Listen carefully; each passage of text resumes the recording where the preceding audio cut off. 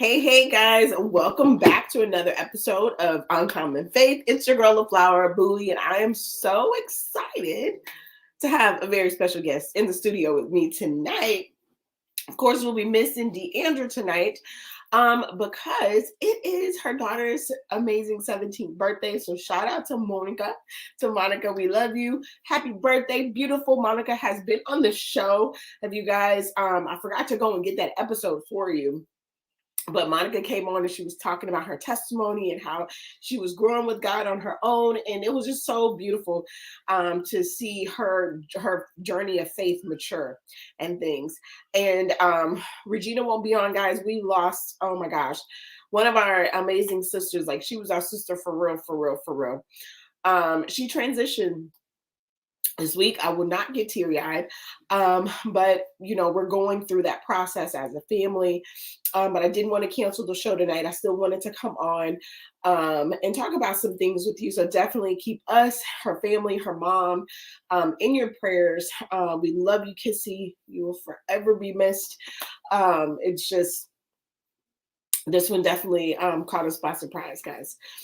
But we know that when we know the Lord, we love the Lord, and we know to be absent in the body is to be present with the Lord. So we know that she is resting well and with the Lord. And so, again, well, of course, you're watching Uncommon Faith. If you are tuning in tonight, as you can see, I got this handsome guy next to me, so we're going to have an amazing show. Do me a favor and share the broadcast. I am doing so myself. Mr. Bowie's doing that as well.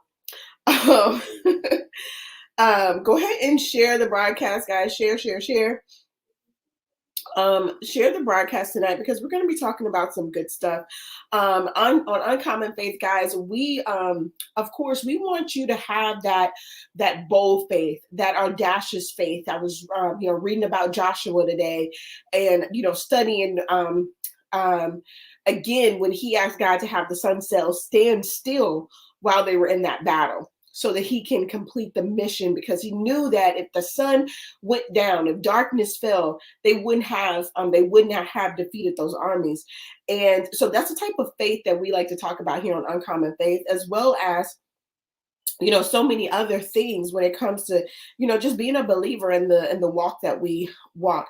So I am sharing right now. Give me one moment. As you see, let's see. Here we go.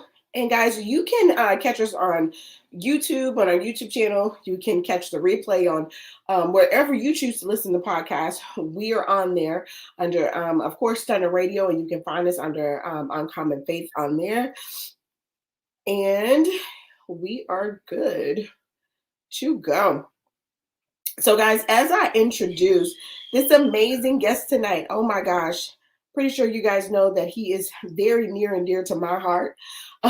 He is just a phenomenal husband and awesome father, guys, an amazing man of God, entrepreneur. I'm gonna throw author in there because I know he's gonna have a book coming out one of these days, y'all. So it's coming. Hey G, we miss you. We love you, honey bun.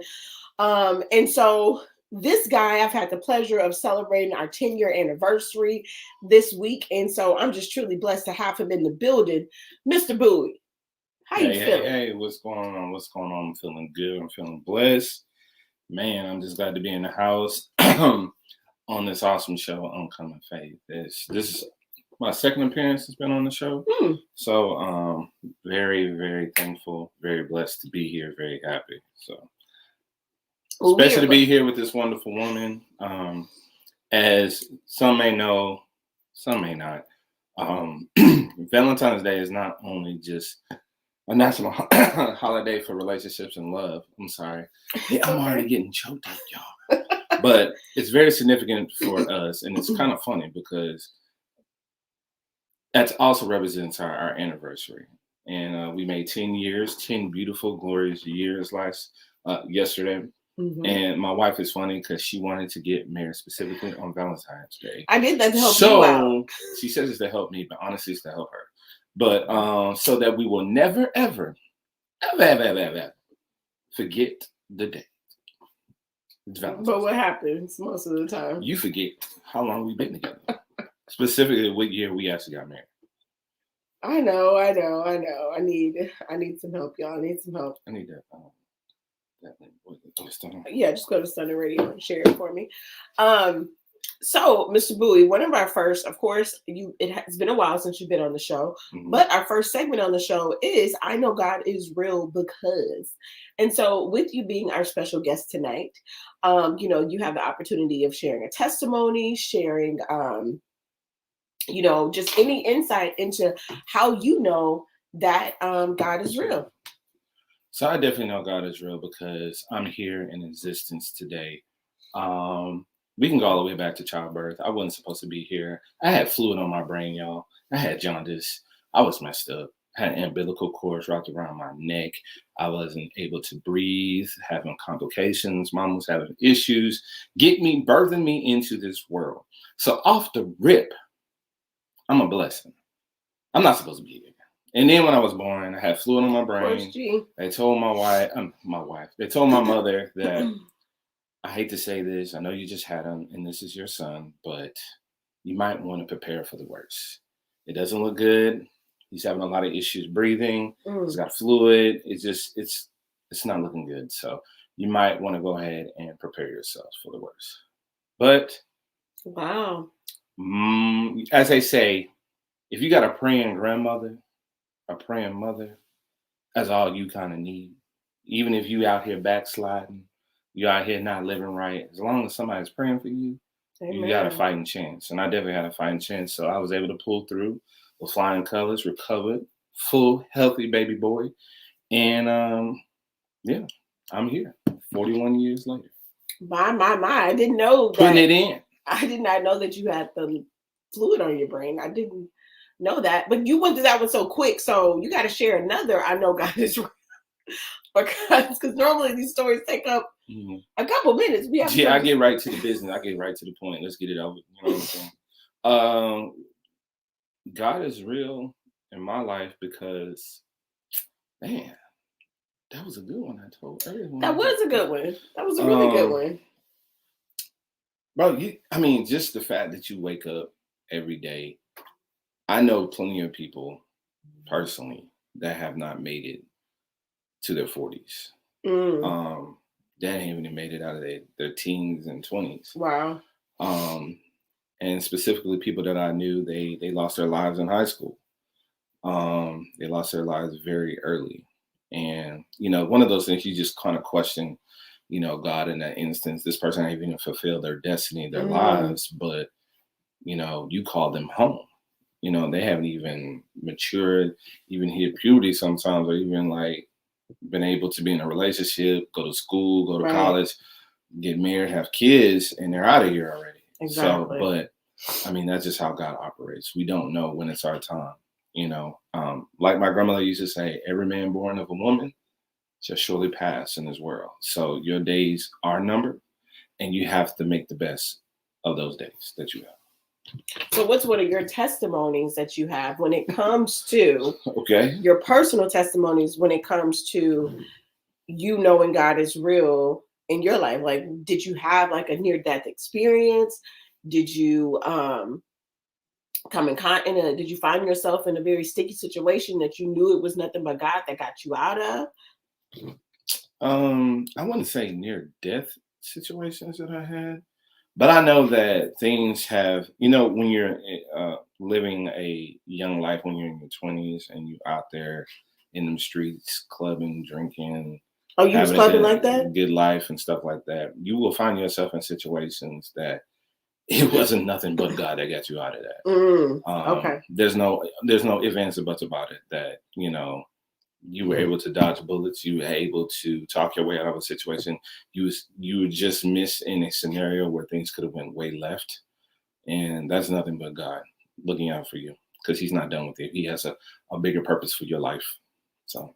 All right, Mr. Bowie. I didn't have any dramatic near death, anything like that just comes to mind, no.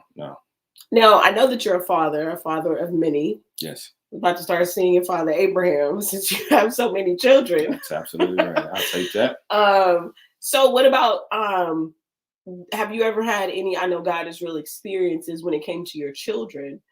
Yeah, definitely. Like one of my daughters, in particular, Alana. I mean, she her name is Alana Joy, but it's a spin off of a lot of joy because she brought us a lot of joy because from the jump. Um, when Flower was pregnant with her, and we went to several ultrasounds with her, um, there were complications off the rip. First of all, they tried to say that she was going to be a special needs child. Like they were going to say, they were trying to say she was going to have Down syndrome. She wasn't going to just be your normal child. She's going to be a little slower. There's going to be some kind of deficiency going on. So just prepare yourself Right. for, do the research, do what you need to do, prepare yourself for just a different lifestyle with this child because she's going to need special attention, Right. special needs.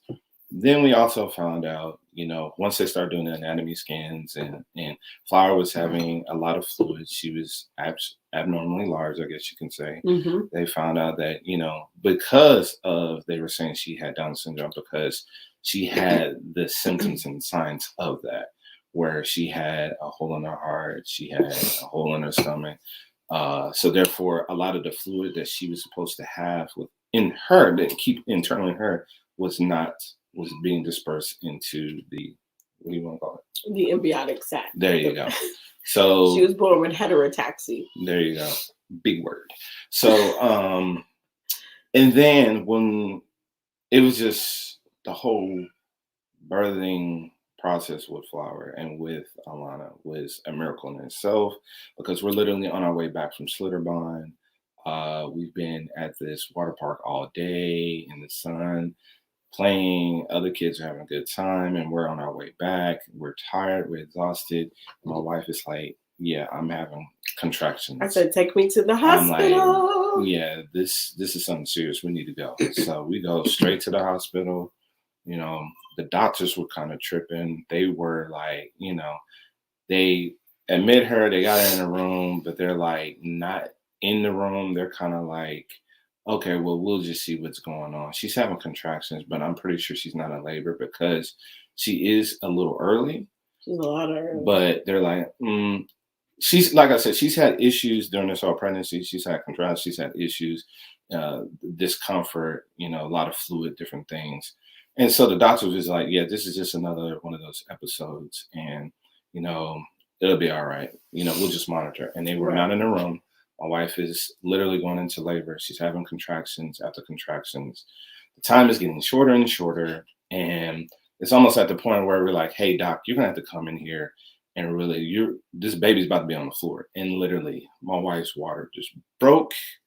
It was like, look, like I call it a crime scene. You came in and when it was like after the water. You came in when we were prepped for labor. No, the water had already broken. No, that but was extra fluid. Oh, well, yeah, I guess the extra fluid that came. It was like, how could y'all literally not think my wife is in labor? Like, and then next we know, Alana's here, and they whisk her. I mean, away. It was probably one of the quickest pregnancies she's probably had. It was just like, bam, bam, here I am, baby's here, Alana's here. And then, of course, that was a long labor, though. Yeah. Long labor, but the actual active labor, that was, like Marcus said, it was very, very, very quick. Like I said, God definitely was all up in that birthing process and with Alana, because it's hard to watch your child with all the issues she's having with her heart, especially with her stomach. So she's in the NICU. The NICU. I forgot how long she was in there, but she was in there a long time. She was in there. She was about 6.5 weeks early, so she had to stay in the make NICU. Weight. She had to, keep her fluids and eat properly, gain weight, breathing properly. Vitals was good. So she's already fighting the fact that she's early. Then she's fighting the fact that she's got some issues going on with her heart and her stomach. So it was just like, dude, just watching your child, your baby that just got here, laying there with multiple tubes. She's crying. She's actually looking at us. and like literally crying out saying, "Mommy, Daddy, come get me. You need to pick me up and hold me." And like we couldn't even hold our own child. You know, she's basically hooked up to all type of monitors and tubes and stuff. So it was very emotionally taxing because I know my wife can attest. I was emotional wreck. I cried quite a bit because it's like I want to take my daughter up out of here. But man, let me tell you, when she pulled through and we were able to take her home, it was like we had won the Super Bowl. You know, it was just we were overjoyed and we were able to get her home. And that girl has been on 10 ever since. You can't even tell. A lot of doctors are still shocked to this day. She's 9 now. That they've said then that, you know, be prepared, even though, you know, after they ran tests, you know, we had to go back periodically, and especially after, I forgot how long, maybe 6 months or maybe a year. I don't remember. Now she goes annually. But I'm just saying, initially when she was little, they were like, okay, well, she's doing extremely well. She's operating on her own. They, you know, they fixed the hole in her heart. They did the thing with her stomach, so she's good. And they were just saying that she might have issues with sports, where she's putting, you know, stress on her heart. She may not be able to do sports, may not do anything that's really physically demanding and all that type of thing. She might be a little, you know, behind in that. And she may not be able to do certain things physically like normal kids her age. I'm here to tell you, she has defied all what them doctors have said. Matter of fact, she is playing basketball for the first time this year. And she's doing quite well and she loves it. And she wants to be a hooper for life.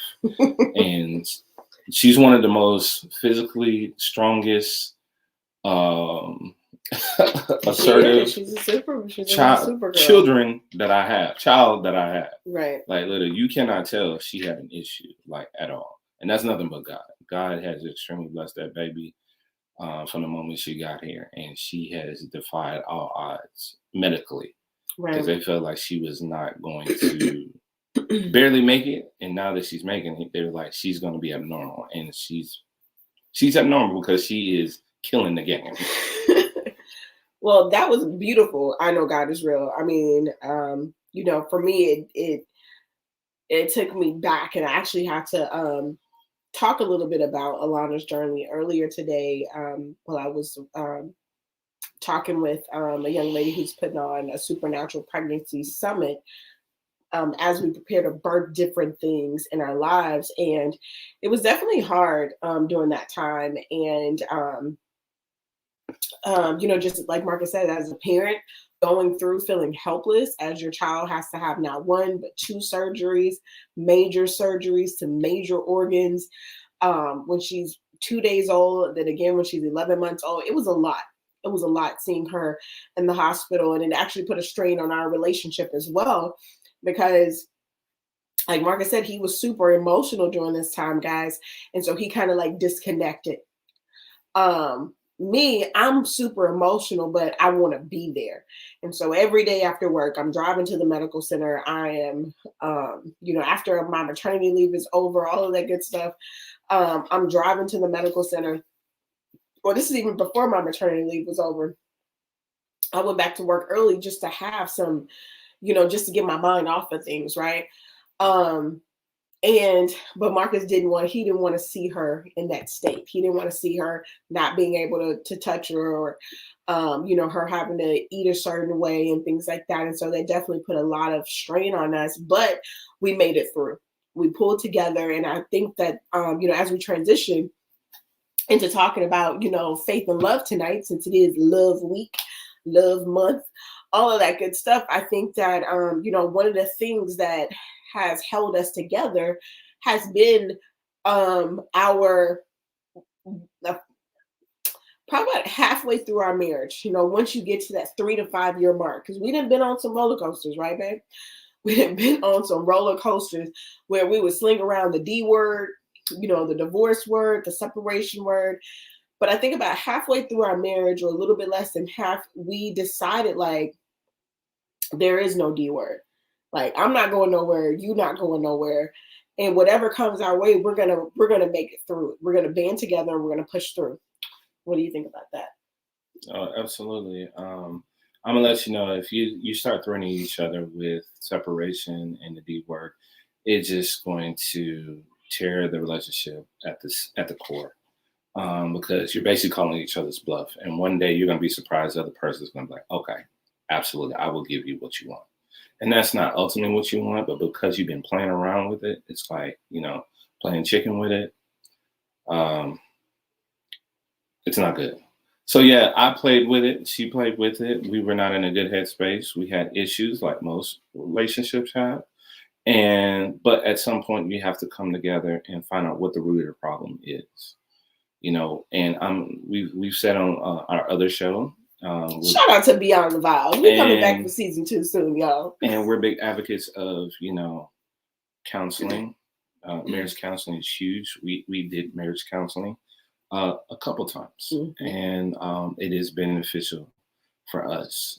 It allowed us to be in a space where we're having kind of like a mediator that's neutral. It's not pro husband or pro wife or pro man or pro woman. They're just there to kind of mediate and referee emotions, what's going on, not to let things get out of hand, because that's why you're there, because things are getting out of hand. You're probably arguing, you're probably fighting, right? You're hitting below the belt because you're hurt and you want the other person to feel the pain that you feel they have ministered to you. So counseling is very therapeutic. I'm gonna be honest with you. We were able to get some emotions out that we did not know were there. And what you'll find is some of the stuff that you're going through in your marriage ain't got nothing to do with the marriage at all. That you actually brought it into the marriage prior to you even meeting your husband or your wife. And you don't even know it. You think you're fussing and fighting over toothpaste and they don't cook or they are messy, but you're dealing with some trauma that you had as a child, dealing with something that your parents did, or something that happened at school with a teacher, or you're dealing with something with a friend of yours, and you're bringing it into your relationship. So we're big advocates of talking, communicating with each other. And if that's not effective, you definitely need a mediator. Therapy, counseling is awesome. That's so true, babe, because I didn't realize that I had, because this is both of our second marriages.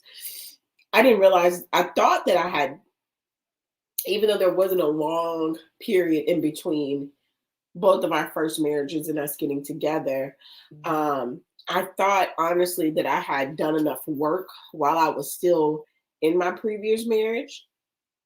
Because when you're still in the you're in the relationship, but the relationship is over, right? It's like your spirit didn't left the relationship, but you physically still there. So in my mind, I'm thinking, okay, I'm already disconnected from this gentleman. I'm already doing my work to detoxing and things like that.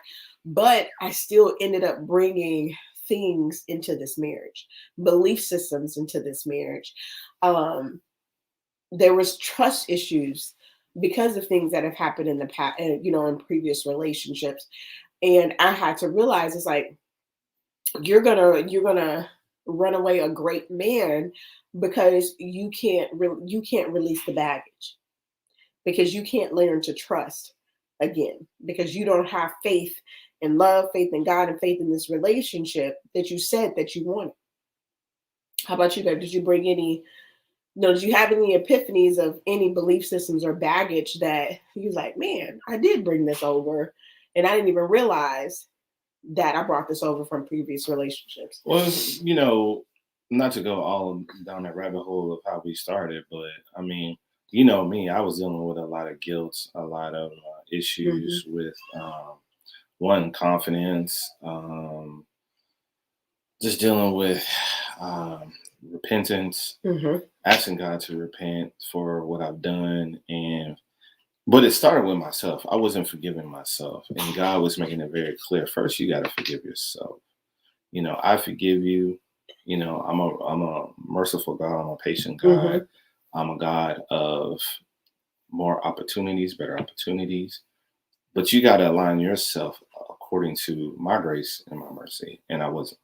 It was like I was still hurt. I was still kicking myself and thinking that because of what I did, I couldn't be blessed in the future.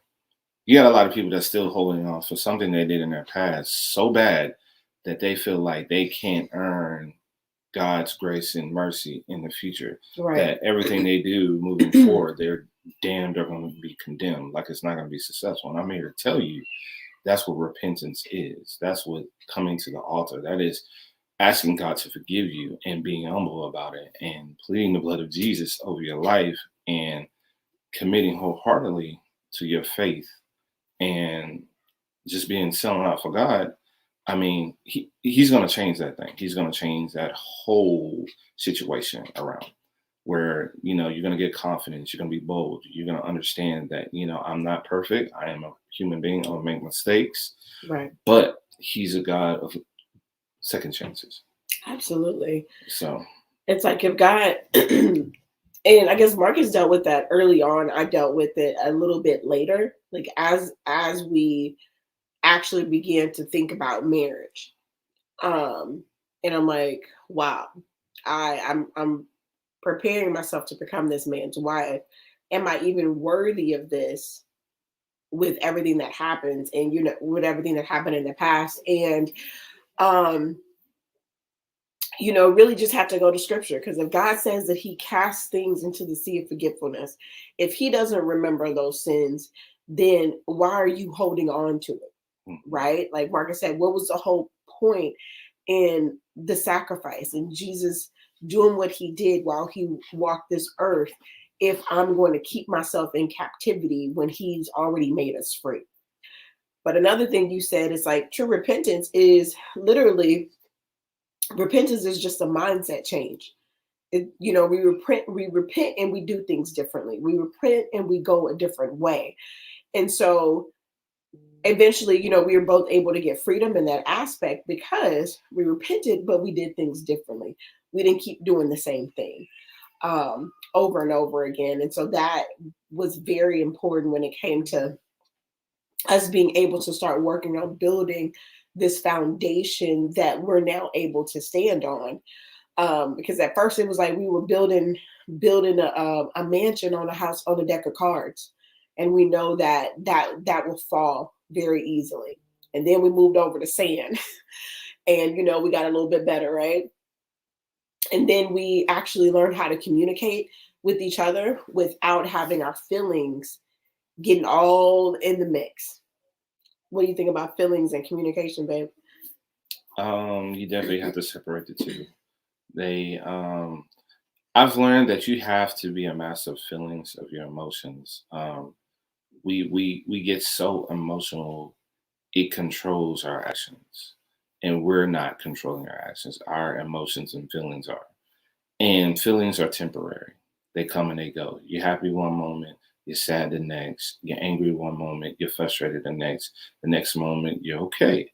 So it's like feelings are like the season. So you have to learn how to manage that and control those things. Now, I totally just like, what was the question you asked? I was saying, how has us learning how to take our emotions out of our communication with each other, like basically if I share with you how I'm feeling, for you not to get upset just because I may not like something or I may have a question about something, and vice versa with me, for me just accepting the question or the comment for what it is and not allowing my defense walls to come up to you know, to cause an argument or something just because you shared how you were feeling. So we're talking about basically not taking things personal. Right. Well, that's it. You don't take things personal. You have to allow each other space to express how you really truly feel and not be so guarded and take everything personal. I had to learn not to take everything my wife is saying as a personal attack. These are how she's feeling. This is how she's interpreting. This is her opinion of a certain situation or what's going on right now. She's going to express how she's feeling, what her viewpoint is. And sometimes we take it as, well, you don't respect me. You're not understanding my viewpoint. No, it's not that they don't understand. They just need to express and vent how they feel. And then, you have to listen, because that's another thing. It was like we weren't listening. Actively listening. We would allow, we would overtalk. We would talk at the same time. We would yell, because emotions are heightened. Blood is boiling. Um, you just get super defensive when somebody is speaking their mind and being opinionated, especially about something that you did. Mm. So, and for me, and it took a long time, guys. This ain't something that's just overnight. That's like, oh, I can get this in the next 6 months. This took years. Like I said, me and my wife have been married 10 years, but we've been together a lot longer. And it took a long time, years to develop this skill. Like with anything, it comes with practice. Practice, I wouldn't say practice makes perfect, because nothing is perfect. Perfect practice will give good results. So I'm just saying, you have to work at it. This is something you have to be intentional about, because it's like, we are so quick to be guarded, get defensive, because the other person's saying, well, I wish you would do this, or why didn't you do this? I feel that, and it's like, we're like, well, the first response is we want to snap, right? Or we want to be like, well, why, but listen to what they're saying, because a lot of times you're not even listening. You already got your guards up. Mm-hmm. So if you just listen, you'd be like, well, one, I didn't do that. Or you can kind of feel like, well, I think they are misinterpreting or misreading the whole situation. Right. So it's just basically about having clear communication, not taking things personal, listening. First of all, being calm, listening, active listening. You have to listen to your spouse. I know for us as men, the wives want to talk. They have a lot of things to say and express a lot. We have to listen. Wow. Active listening. Active listening. All right, guys. Thank you, babe. So when we come back, we're going to be talking about our views on Valentine's Day. So we'll be right back on Uncommon Faith. Life is better when you are living on purpose, but many times we get stuck in the rat race and in the mundane task of our day-to-day lives, causing most to lose sight of their purpose. That's why certified life coach, inner healer, and business strategist LaFlower Bowie is here to help you get calibrated to your calling through proven systems, techniques, and resources. Order a copy of her book, Principles to Reposition, to assist you with your journey, or schedule a free clarity session to kickstart the journey. After these sessions, clients have stated they found clarity and opened their eyes to things they had long forgotten. So get social and follow LaFlower on all social media platforms at LaFlower Bowie. And don't forget to mention Stunner Radio sent you. I guess for tonight. So we just added in our IG family, guys. Hopefully Mr. Bowie can scoot over a little bit so they can see him. But tonight on Uncommon Faith, guys, we are talking about faith and love. We were just talking about communication, our growth, our journey since we've been married for 10 years now. And I know some of y'all 20-year, 30-year, 40-year, y'all like, just keep on going. We're going to keep going.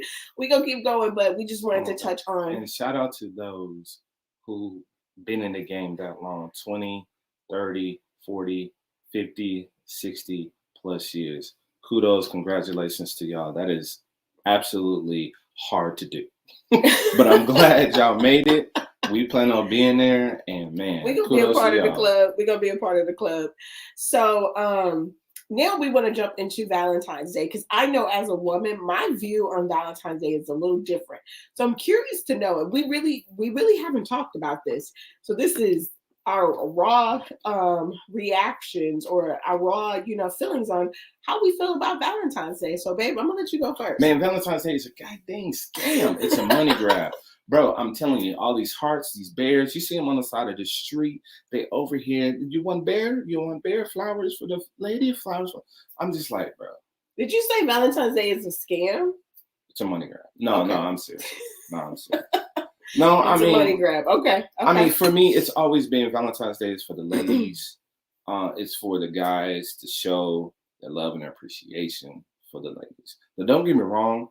Women are going to do what they got to do for their men, whatever that is. But for me, I've always been taught Valentine's Day is for the ladies. This is for the men to show their love, their appreciation, and go out of their way and do all that little lovey-dovey stuff. You know what I'm saying? And I appreciate you saying that because, guys, and I know some of my ladies out there, you're not going to agree with me, but I agree. I totally agree that Valentine's Day is a money grab. It's a money grab. I've been super blessed to be in a relationship, a marriage with this guy right here. And he showers me with gifts and love all year long, like legit. And even though Valentine's Day is our official anniversary, it's like sometimes we do it big, sometimes we don't. Sometimes we just chill, depending on where we're at, where the family's at, if we're super busy and things like that. And so I definitely agree. So the key is show that love throughout the entire year so you don't have to go overboard for Valentine's Day. Now, ladies, I know that some of you, you like that is your day. You want to brag on your relationship. Like, look at what my boo got. Marcus has sent me flowers, edible arrangements to my offices and things like that. But it felt great. But at the same time, I love those surprise gifts. I love when there's a shopping bag, or I love when he takes me places, or, when we just are able to make that time for each other and make it feel extra special, extra sexy, extra intimate, all that good stuff. Us, looking good, smelling good, going out, all of those things. We do that on a regular basis. So y'all let us know in the comments, what are your thoughts on Valentine's Day? Are you one of those ladies where you like, my man better come through? Or are you like, you know what? I would prefer him to shower me with love and gifts throughout the year, because that's when I know that he's really into the relationship and he's really understanding my needs throughout the year. Now, have you ever had? Now, let me ask you something, because I know you work with different guys and stuff like that. What are guys thinking when it comes to Valentine's Day? Does everybody say it's a scam, or do you have guys that are like? Man, people, like, you've heard stories that people break up before Valentine's Day just so they ain't got no gift. Just so they don't have to buy a gift? Wow. And then probably a week later, they like, baby, I miss you. You know how that is. So, but I'm just saying, Valentine's Day is a day of love. It's like an actual intentional day to show someone that you genuinely love them. My thing is this: if that's the day that you show somebody that you love them, what are you doing 364 days of the year? Valentine's Day should just be another day for your lady or for your man. They should feel loved and appreciated all year long. Right. And don't get me wrong. I mean, of course, that's just a national holiday that, like I said, we all understand the whole the gimmicks and get the cards, the bears, and that's a whole nother thing. But you should feel loved and appreciated. Get the surprises, get the dinner, get the baths, the flowers, the chocolates, the bears, all year long. Right. Just to show like, hey, the fact that my wife, like this one here, she take care of my children.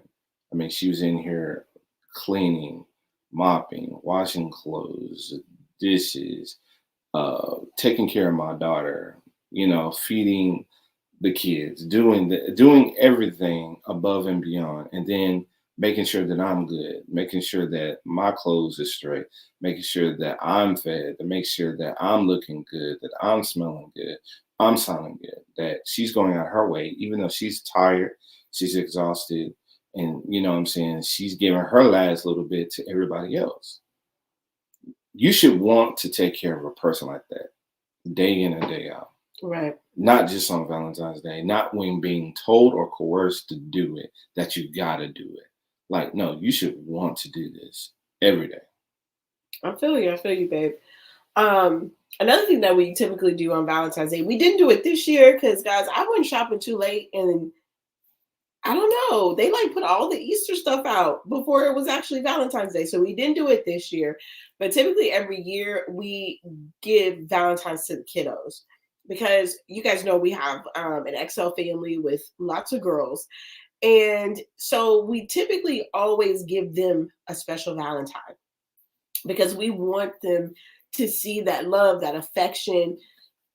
We want them to know that, hey, you will, no matter who loves you out there in the world, mommy and daddy is always going to love you. And that's what my dad used to do for me and my sisters. And it just made us feel so special. But I think also too, as a man for your daughter, you should do it for your daughter so she knows what to expect from her little boyfriend or her husband or whatever. That if he's not doing those things, there's a problem. If he's not going out his way to, you know, to make you feel special on this special day out of all days, there's a problem. Right. So right. you got to set for me as a father, I had to set the example for my daughters, you know. Right. And then we also do what we typically do throughout the year with our relationship. And that's we'll take them on special days. We will surprise them with special events and just, you know, take them out to eat and just different things so they can experience love throughout the year. And so I think that's super duper important. Let's talk about the ladies how do you feel about a lady potentially ending a relationship because he didn't get her anything on Valentine's Day? What do you think, Mr. Bowie? Obviously, he ain't been doing nothing prior to Valentine's Day. Because if he was doing stuff prior to Valentine's Day and he didn't just go all out, she wouldn't just necessarily leave him. If he's been handling his business. But what if he has? Because I didn't see some stuff while I was, you know, strolling then and he stuff. needs to reassess who he's dealing with. That if she's just so caught up into the like, you didn't give me nothing to post on the gram. You didn't give me nothing to show my coworkers. If she's caught up into the material part of it, then yeah, that's an issue as well. There's a lot of people like that. Like I saw one that with the Christmas, like she asked for certain things and he got her some other stuff and she just went off the left, just went way left and was just cussing him out and talking about, you didn't get nothing that I wanted, but he bought her some other stuff. Mm-hmm. That's just an ungrateful mindset, man. And no, we can't have that. So I'm just telling you, if your lady is like that, you might want to reassess what you're doing. Wow. Yeah, because I have seen some things.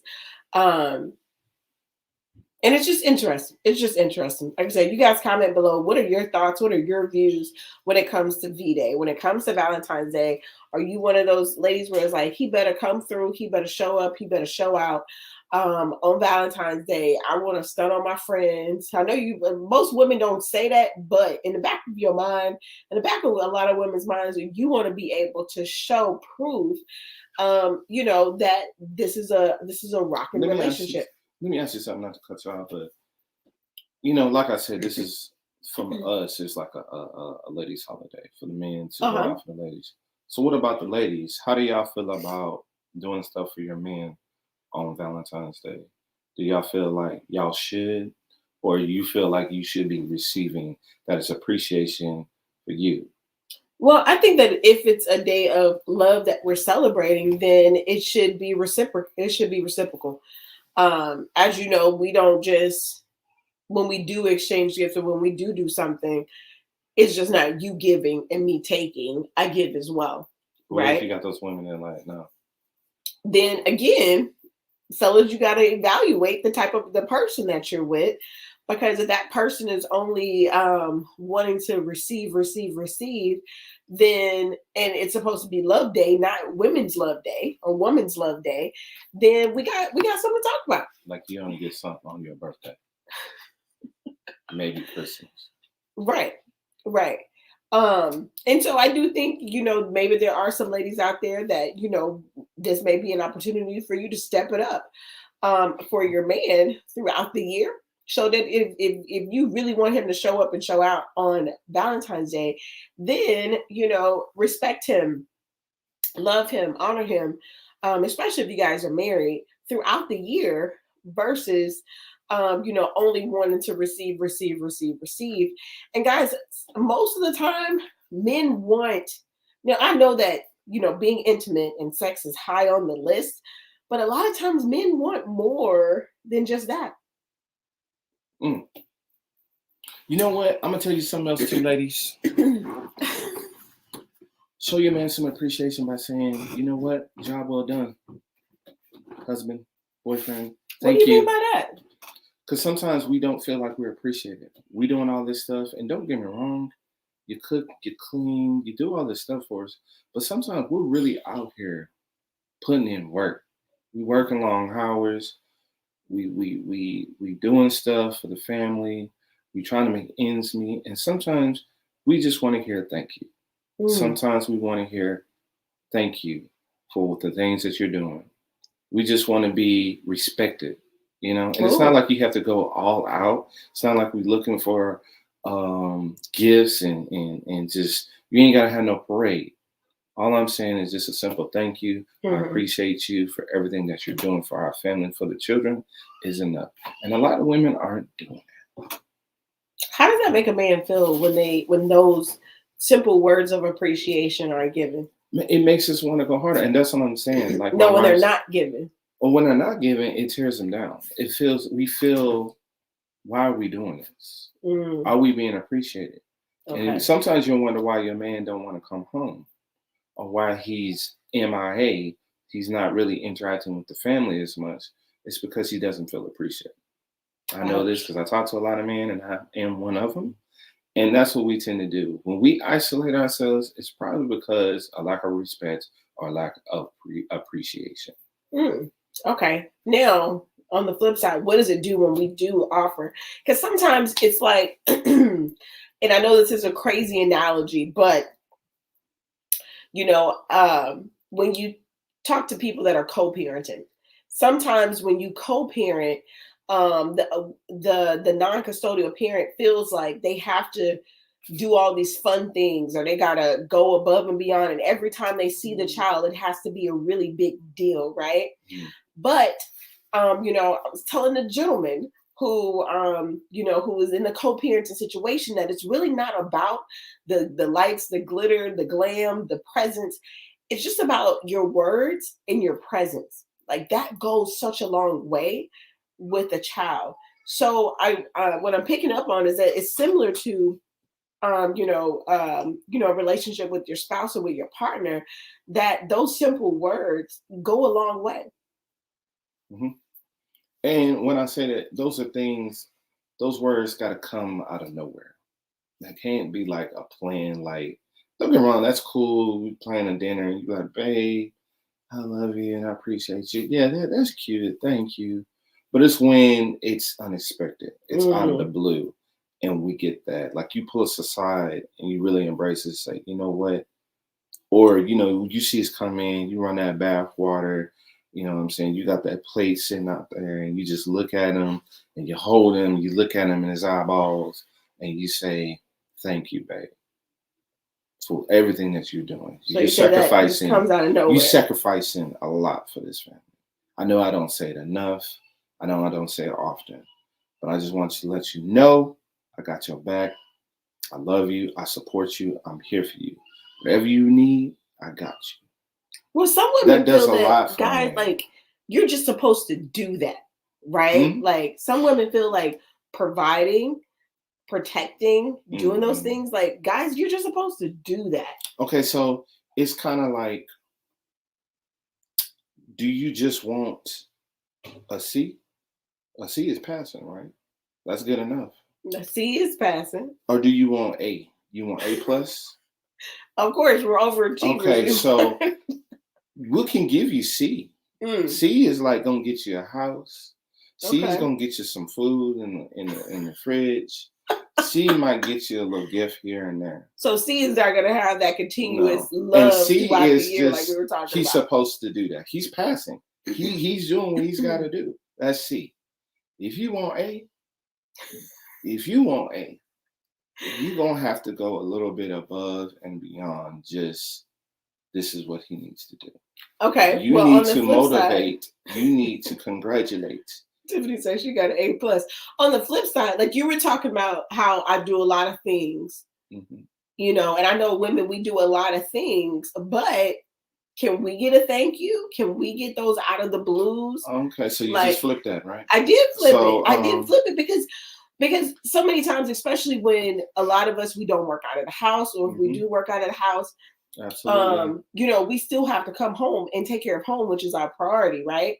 And so a lot of people think that, oh, this is just what you're supposed to do. Like, you're a wife, you're a mother. absolutely. This is just what you're supposed to do. So those thank yous are far and in between. Absolutely. You're a woman. You're supposed to be in that kitchen. Oh, yeah? No, I'm just playing. Don't come for me. No, absolutely. It's supposed to be on both sides. I know that, you know, women for a long time haven't been appreciated. I understand this. You know, women are supposed to take care of the house, take care of the children, cook, clean, all that stuff, you know. And y'all don't get the thank yous. Y'all don't get the appreciation y'all do. So that's why they did. I feel like they had to come out with Valentine's Day for the fellas to say, hey, look, dude, show your wife some appreciation. I get it. Yeah, because some guys don't. Some guys don't. But I just said, if you want A+ from your husband, ladies, show extra love. Take care of your man. If you want an A+ wife, which means she running your bathwater, she already got your plate ready. She got your clothes ironed, clean, ready to go. You about to say, babe, and she like, I already took care of it. Well, what about, I've already got it done. You just chillax. I got you. For you to get your A+ wife, you're going to have to put in work, player. You got to do the extra. You can't just give a C. You can't give C effort and want A+ in return. That's not how it works. You know what I'm saying? That's on both men and the women in a relationship. If you want all that, if you want your wife to cook, clean, do all this and give you the good loving, and she looks the bomb and she smells the bomb, and she that A1 woman, you gotta bring it. You gotta show appreciation, period. People are unappreciated in their relationship, men and women. We gotta get back to the basics, you gotta get back to love, and just you know what? It's like people be together so long, it's like the relationship is an autopilot. They don't do anything special and out of the ordinary for like birthdays and different things. It's just the same thing over and over again. You have to go back. I've always told my wife, and somebody suggested that you got to date your wife or your husband again. Y'all got to go back to the beginning when you were trying to win her over. Right. When you used to dress fly, smelling good when y'all first got together, and you putting your best foot forward. It should be like that every day for the rest of your lives. You have to redo everything that you're doing that's trash. I don't think you should stop dating. It's like, I don't think that you should stop dating. And like, I think Tiffany mentioned, it's just, some of this is just not in people's makeup. And that's why we are such big advocates on personal development, relationship development, connecting with like-minded couples that are at your level or above your level, so that you can constantly grow and evolve, right? I definitely agree with what she's saying. Some people just don't know. But I'm saying, if you're trying to be married, if you're trying to be a husband or wife, you need to get around people, just like with anything else in business, in school, in sports, anything you're trying to do, you need to get a mentor. You need to get a coach. So if you want to be a husband and a wife, or you want to have a meaningful relationship, you need to get around, like if you want to be a wife, you need to get around married women.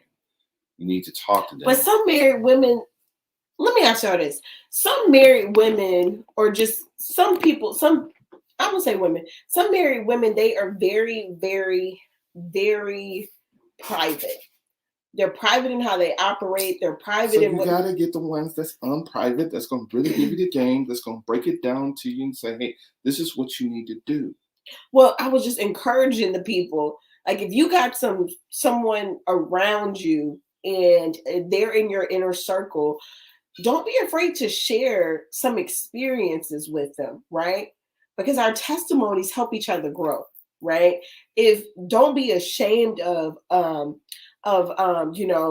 all relationships go through ebbs and flows.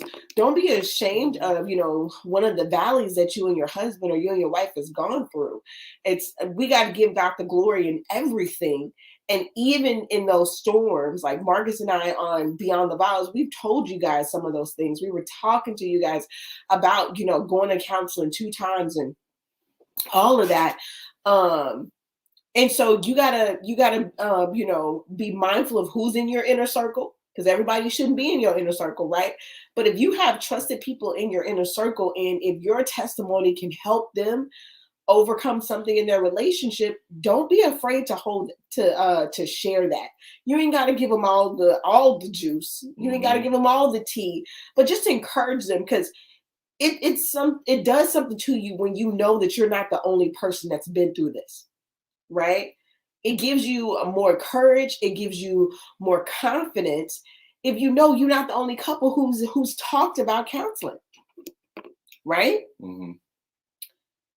And so that's why we so openly share, how we started, the things that we've been through, the ebbs and flows that we've been through, how having children, that's a whole nother animal to attack when it comes to you still having your own identity within your family, your marriage identity, and not letting your children consume every part of you. Because that's when you stop dating each other, when it becomes all about the kids, right?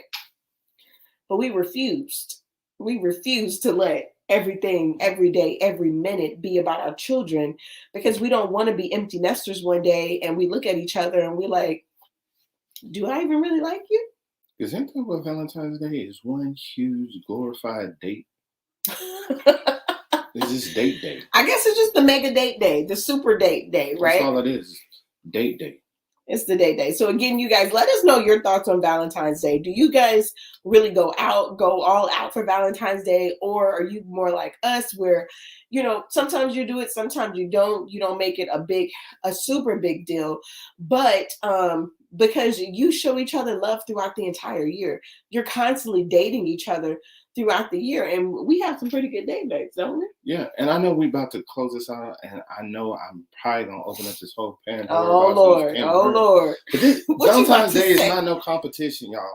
Just because your homegirl because you got a little bear, your husband or your boo thing sent you a bear, some flowers to your office, and your girls are like, oh, girl, that's cute. But look at this tennis bracelet my husband got me. This ain't no competition. Because you don't know if you got that tennis bracelet at home. You don't know what that man got in preparation for you. It ain't no competition. I just want to put that out there. Who thinks that? I guess it is. Like we said, we be looking. Y'all be up there and like if your homegirl got she got the tennis bracelet, she got some matching, she got a ring. Y'all know y'all gonna be like looking at that little box of chocolate like.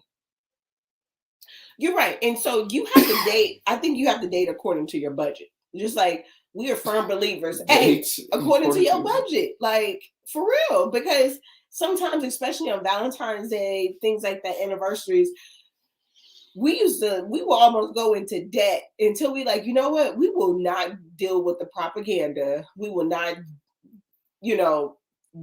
give everything into these holidays. We're going to have our relationship the way that we want to have our relationship, right? And so I'm saying that date according to your relationship. Basically saying date according to your bank account. According to your budget. How your bank account. Right? And so, for example, last night, we didn't go to one of our fancy places. We didn't go to our favorite places. We like, yeah, because we're like, you know what? We're not going to spend a lot of money tonight. Like, we know what it is. Boy, but we should have went out. Man, the service. I'm not putting this restaurant on blast, but this is one of the ones that we've always admired because we love their dips, their appetizers, and we totally forgot one. This is a holiday night, so it's going to be super crowded. On top of, but they were shorthanded. The staff also wanted to enjoy Valentine's Day, so they called in to work. So it took a long time to get seated. Once we got seated, it was like the service was not great. I know our drinks were not popping. They were not tasting right. It was just like the whole experience. So we're going to have to do a redo. So I will say this. Y'all. Sometimes I will say this. If you want a good experience, you're going to have to put in some money. I will say that. Sometimes if you want a better experience, you will have to pay a little bit more. But if your budget can only afford to spend $30, $50, $60 on a Yeah, date. you got to do what you got to do. And or if you guys want to save up and go, save up to go to a really nice 5-star white tablecloth 5-course dinner, do that. But Uncommon Faith, we will see you guys next week. We thank you. We love you. We appreciate you.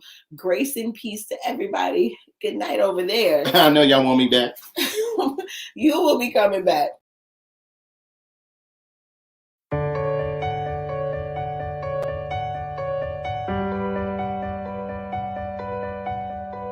Thank you.